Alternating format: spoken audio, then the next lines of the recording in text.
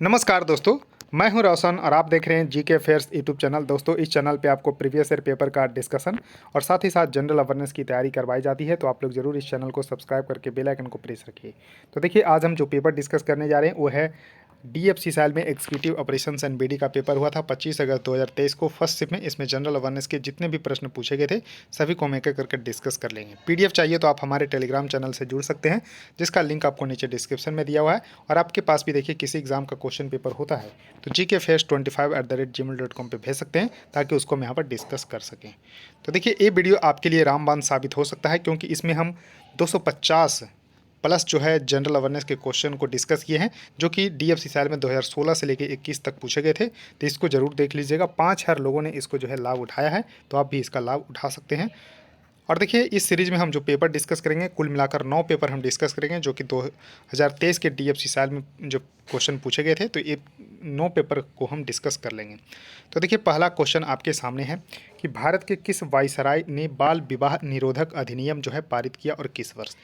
तो देखिए, किस वायसराय ने बाल विवाह निरोधक अधिनियम को बोलते हैं चाइल्ड मैरिज रिस्ट्रेंट एक्ट। तो ये है 1929 का, ध्यान रखिएगा, 1929 का ये अधिनियम है।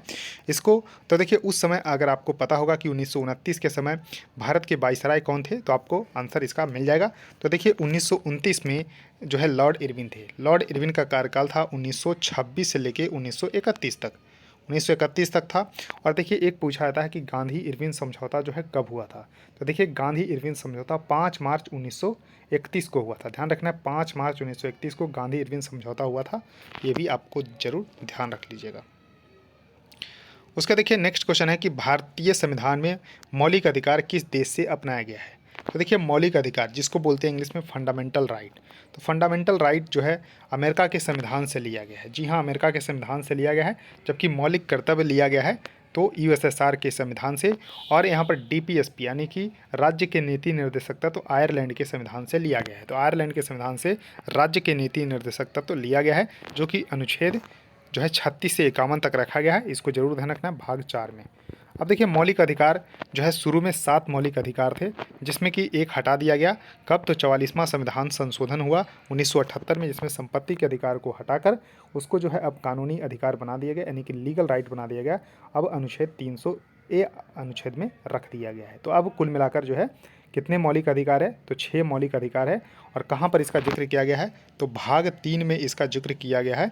और अनुच्छेद जो है 12 से 35 तक जो है यहाँ पर रखा गया है। तो अनुच्छेद 12 से 35 तक जो है मौलिक अधिकार है। तो इस तरह से थोड़ा सा इसका ध्यान रख सकते हैं।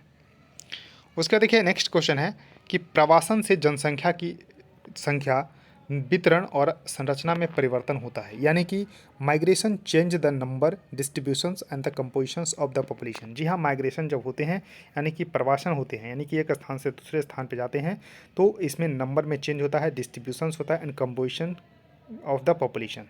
तो ये जो है आपका इसका कारण क्या? Both area of the arrival and the departure इसका सही उत्तर होगा, यानी कि आगमन और प्रस्थान दोनों क्षेत्र में इसका जो है इफेक्ट पड़ता है। तो करेक्ट उत्तर इसका जो है यहाँ पर डी सही होगा। ध्यान रखिएगा, both area of arrival and the departure इसका सही उत्तर हो जाएगा। तो इस तरह से थोड़ा सा इसको ध्यान रख सकते हैं।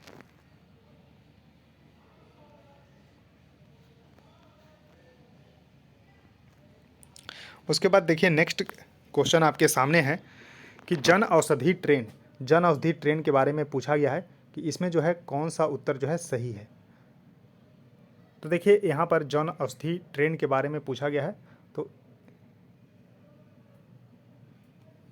देखिए, जन औषधि जो ट्रेन है उसका मुख्य उद्देश्य क्या है। तो दोस्तों, जन औषधि ट्रेन का मुख्य उद्देश्य आपसे पूछा गया है, तो इसका जन औषधि योजना के बारे में जागरूकता पैदा करना। तो करेक्ट उत्तर इसका सी सही होगा। इसको जरूर ध्यान रखिएगा, यानी कि create awareness about the Jan Aushadhi scheme, यानी कि जन औषधि जो स्कीम है जिसमें कि जेनेरिक दवाओं के बारे में यहाँ पर बात की गई है। तो इसको जो है जागरूकता पैदा करने के लिए ही जन औषधि जो है ट्रेन जो है शुरू किया गया है। तो करेक्ट उत्तर इसका सी सही होगा। इसको जरूर ध्यान रखना है कि create awareness about the Jan Aushadhi scheme. अब देखिए, इसके बारे में जो है पीआईबी में भी न्यूज़ आया था कि Jan Aushadhi train flagged of the doctor Mansukh Mandaviya, जो कि हेल्थ मिनिस्टर हैं, तो इसको ध्यान रखिएगा। एंड द श्री अश्विनी वैष्णव जो कि रेलवे मिनिस्टर हैं इन new Delhi. Jan Aushadhi highlights achievement of the women of the country at the 34 location, यानी कि 34 लोकेशन पे by facilitating all women's stake holder under the scheme. तो इस तरह से इसको अब देखिए, जन औषधि ट्रेन जो कि छत्तीसगढ़ संपर्क क्रांति था, इस तरह से इसको थोड़ा सा ध्यान रखना है, जो कि न्यू दिल्ली से इसको फ्लैग ऑफ किया गया था। अब देखिए नेक्स्ट क्वेश्चन है कि 1817 ईस्वी में ब्रिटिश भारत के विरुद्ध कौन सा विद्रोह उड़ीसा में हुआ था। तो देखिए डेट ध्यान रखिएगा, 1817 का डेट है और कहाँ पर हुआ था, तो उड़ीसा में। तो देखिए यहाँ पर आपको खुर्दा इसका सही उत्तर होगा। खुर्दा जो है यहाँ पर विद्रोह हुआ था, जो कि ब्रिटिश भारत के विरुद्ध हुआ था 1817 ईस्वी में। अब देखिए यहाँ पर संथाल विद्रोह है। तो देखिए संथाल विद्रोह का जो समय है 1855-56 में है। 1855-56 में संथाल विद्रोह है, जो कि वर्तमान क्षेत्र है झारखंड और पश्चिम बंगाल के क्षेत्र में। इसको ध्यान रखना है, झारखंड पश्चिम बंगाल के क्षेत्र में 1855-56 में संथाल जो ट्राइब थे, संथाल जनजाति थे, उनके द्वारा जो है ईस्ट इंडिया कंपनी के विरुद्ध जो है एक जो है विद्रोह किया गया था। उसके बाद देखिए मोपला विद्रोह, जो ऑप्शन यहाँ पर सी में देख रहे हैं, तो मोपला विद्रोह हुआ था 1921 में। 1921 में हुआ था। तो भारत के इस तरह से मैप बनाते हैं, तो यहाँ पर केरल रीजन है, मालाबार क्षेत्र। तो मालाबार क्षेत्र में ही, केरल में ही 1921 में मोपला विद्रोह हुआ था। तो इसको भी जरूर ध्यान रखिएगा। तो देखिए इस क्वेश्चन का तो उत्तर है डी, खुर्दा। उसके देखिए नेक्स्ट क्वेश्चन आपके सामने है कि प्रोटीन का निर्माण स्थल का नाम क्या है, यानी कि what is the name of the site of the protein manufacturing. तो राइबोसोम इसका सही उत्तर होगा। करेक्ट उत्तर इसका बी सही होगा, इसको जरूर ध्यान रख लीजिएगा। उसका देखिए नेक्स्ट क्वेश्चन है कि माघी त्यौहार किस धर्म द्वारा मनाया जाता है। तो इसमें बहुत लोगों का कन्फ्यूजन था कि माघी जो है त्यौहार वो हिंदू धर्म से संबंधित है, लेकिन ऐसा नहीं है। माघी धर्म त्यौहार जो है वो सिख धर्म के द्वारा भी मनाया जाता है। तो करेक्ट उत्तर इसका जो है बी सही होगा। माघी त्यौहार जो है यहाँ पर पंजाब में बेसिकली मनाया जाता है। तो इसको ध्यान रखिएगा, सिख धर्म के द्वारा। तो करेक्ट उत्तर इसका जो है बी यहाँ पर सही उत्तर हो जाएगा। उसके देखिए नेक्स्ट क्वेश्चन है कि मानव शरीर की आवश्यकता के अनुसार कौन सा खनिज जो है सूक्ष्म खनिज के अंतर्गत आते हैं। तो देखिए यहाँ पर जो सूक्ष्म खनिज यानी कि माइक्रो जो मिनरल्स के अंतर्गत जो आते हैं वो आते हैं iron, zinc, copper, selenium, chromium. तो इस तरह से आपको manganese, iodine and the fluorine. तो ध्यान रखिएगा। तो इसमें जो है लोहा इसका सही उत्तर होगा, यानी कि आयरन इसका सही उत्तर होगा। तो ये भी है, ध्यान रखिएगा, iron, zinc, copper, selenium, chromium, manganese, iodine and the fluorine are the micro minerals. तो इसको जरूर ध्यान रखिएगा। अब देखिए नेक्स्ट क्वेश्चन है कि भूजल के पंपिंग और संचलन के कारण पृथ्वी की धुरी कितनी झुक गई है। तो why how much earth axis has been tilted due to the pumping and the movement of the ground water. तो देखिए ये झुक चुका है। तो कितना झुक चुका है दोस्तों, तो 80 सेंटीमीटर। तो करेक्ट उत्तर इसका जो है सी होगा, 80 सेंटीमीटर जो है झुक चुका है। किसके कारण, तो due to the pumping and the movement of the ground water, यानी कि भूजल के पंपिंग और संचलन के कारण जो है पृथ्वी 80 सेंटीमीटर जो है झुक चुकी है। अब देखिए नेक्स्ट क्वेश्चन है कि रबर किस प्रकार की वनस्पति से संबंधित है। तो रबर जो है यहाँ पर आपको ध्यान रख लेना है कि उष्णकटिबंधीय सदाबहार जो है प्रकार की वनस्पति है। तो ध्यान रखिएगा, उष्णकटिबंधीय यानी कि ट्रॉपिकल एवरग्रीन फॉरेस्ट की में यहाँ पर पाया जाता है रबर। तो इसको जरूर ध्यान रखिएगा। अब देखिए नेक्स्ट क्वेश्चन है कि किस भारतीय भाषा को नाटकीय प्राकृत के नाम से जाना जाता है। तो क्या है, भारतीय भाषा है, कैसा है, तो नाटकीय प्राकृत के नाम से जाना जाता है, यानी कि which Indian language is known as the dramatic Prakrit. तो देखिए सौर सेनी इसका सही उत्तर होगा, सौर सेनी इसका सही उत्तर हो जाएगा, यानी कि आंसर बी होगा। अब देखिए नेक्स्ट क्वेश्चन आपके सामने है कि सिमलीपल बायो रिजर्व निम्नलिखित में से किस राज्य में स्थित है। तो देखिए सतकोसिया, सिमलीपल, बेहितरकनिका, ये सब आपको जो है उड़ीसा में देखने को मिलता है, लेकिन जो DFC साल के आंसर आया था उसमें पश्चिम बंगाल दिया हुआ था, तो ये गलत था। तो यहाँ पर उड़ीसा इसका सही उत्तर होगा। करेक्ट उत्तर इसका ए सही हो जाएगा। उसका देखिए नेक्स्ट क्वेश्चन है कि किस राज्य ने पहली महिला जो है सहकारी निधि, महिला निधि के नाम से लॉन्च की है। क्या है, तो यहाँ पर विमेंस कोऑपरेटिव फंड है, यानी कि महिला सहकारी निधि है। तो क्या नाम है, तो महिला निधि ही नाम है। तो राजस्थान के द्वारा जो है इसको शुरू किया गया है। तो करेक्ट उत्तर इसका ए सही हो जाएगा। उसके देखिए नेक्स्ट क्वेश्चन है कि किस प्रकार की अर्थव्यवस्था में सभी गतिविधियां बाजार द्वारा आयोजित की जाती है।